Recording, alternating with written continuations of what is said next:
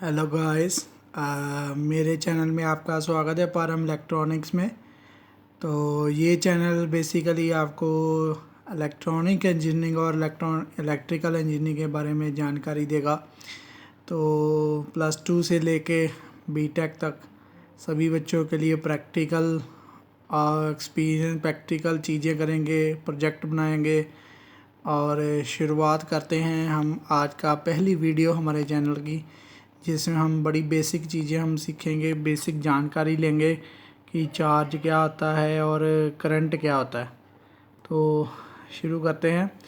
Electric charge क्या होता है कि एक करेक्टरिस्टिक्स होती है किसी ऑब्जेक्ट या बॉडी की, जिससे वो एक इलेक्ट्रिकल फोर्स को एक्सपीरियंस करता है जब किसी भी उसको बॉडी या ऑब्जेक्ट के साथ रखा जाए। So it basically experience electrical force when placed near a other body or charge।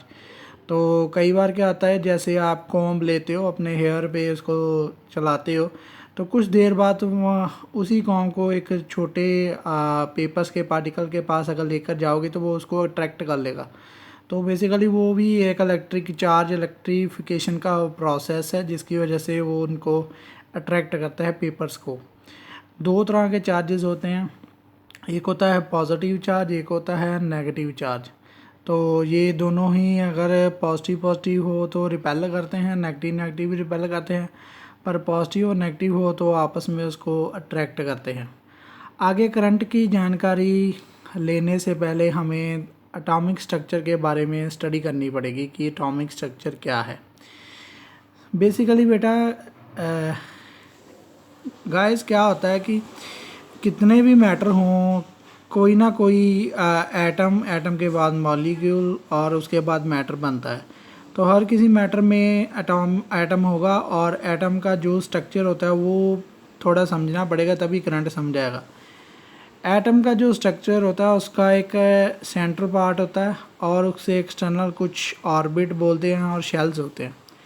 जो सेंट्रल पार्ट होता है उसको हम नाम देते हैं न्यूक्लियस, और जो बाहर शेल्स या ऑर्बिट होती है उसको हम नाम देते हैं इलेक्ट्रॉन शेल्स। तो जो न्यूक्लियस का पार्ट होता है उसमें दो चीज़ें होती है, एक होता है प्रोटॉन, एक होता है न्यूट्रॉन। और जो बाहर शेल्स में आपके कोई पार्टिकल घूमते हैं वो होते हैं इलेक्ट्रॉन्स, और इनके बीच एक फोर्स होती है जिसकी वजह से ये से अट्रैक्ट होके इसके अराउंड घूमते हैं।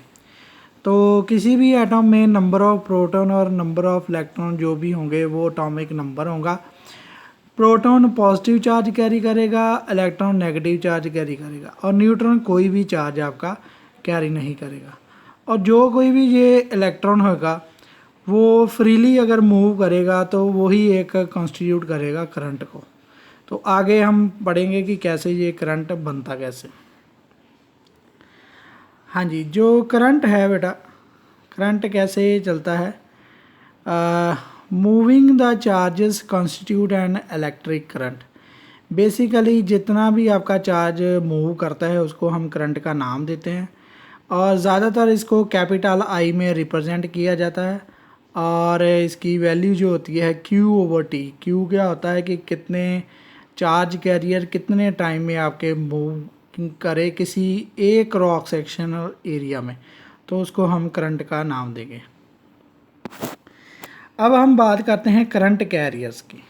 कुछ करंट कैरियर्स यानी कि सॉलिड्स, लिक्विड और गैसेस में क्या क्या होते हैं उसके बारे में देखते हैं।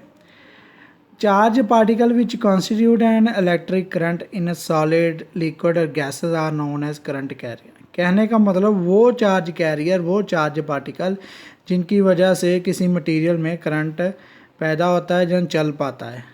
सॉलिड की अगर बात करें तो सॉलिड में जो फ्री इलेक्ट्रॉन या वैलेंस इलेक्ट्रॉन क्या होते हैं, जो आपकी एटॉमिक स्ट्रक्चर में सबसे बाहर वाली जो शेल होगी वहाँ पर जो valence electron number of electron होंगे उसको वैलेंस इलेक्ट्रॉन बोलते हैं, और उस शेल को वैलेंस शेल बोलते हैं।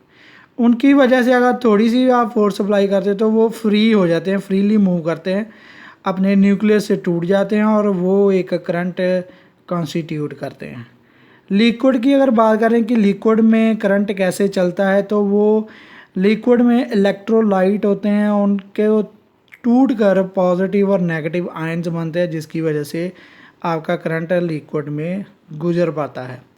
अगर गैसेस की बात करें तो गैसेस में भी आपके आयोनाइजेशन हो जाती है गैस की, जिसमें पॉजिटिव और नेगेटिव आयन बनते हैं। उनकी मदद से ही करंट जो है गैस में चल पाता है। वह ज़्यादातर जो है गैसेस जो है इंसुलेटर की तरह काम करती हैं, पर गैसेस अगर लो प्रेशर में रखी जाएं तो आयोनाइज्ड होके वो कुछ ना कुछ करंट को प्रोड्यूस करेंगे। आगे हम बात करते हैं करंट की ही टाइप है, दैट इज़ डायरेक्ट करंट और अल्टरनेटिंग करंट। तो अभी जो हमारा टॉपिक है, ज़्यादातर पहला टॉपिक कह लीजिए इलेक्ट्रॉनिक और इलेक्ट्रिकल इंजीनियरिंग का स्टार्ट होने वाला है।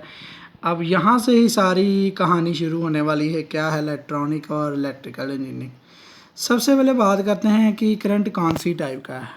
करंट जो है एक डायरेक्ट करंट होता है, एक अल्टरनेटिंग करंट।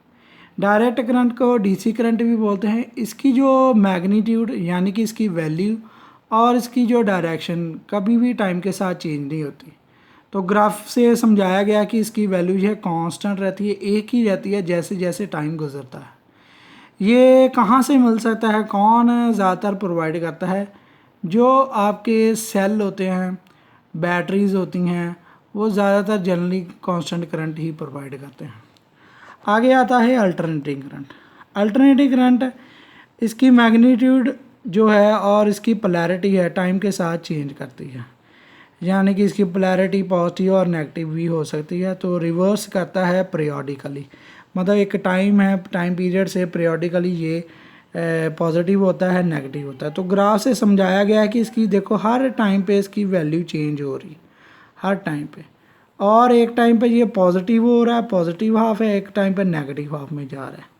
तो जनरली जो अल्टरनेटिव करंट है कहाँ कहाँ से मिलेगा? Generator, turbines generally gives a alternative current, तो वहाँ से हमें ये अल्टरनेटिव करंट मिलेगा। तो और वीडियोस देखने के लिए मेरे चैनल को सब्सक्राइब करिए। Thank you very much.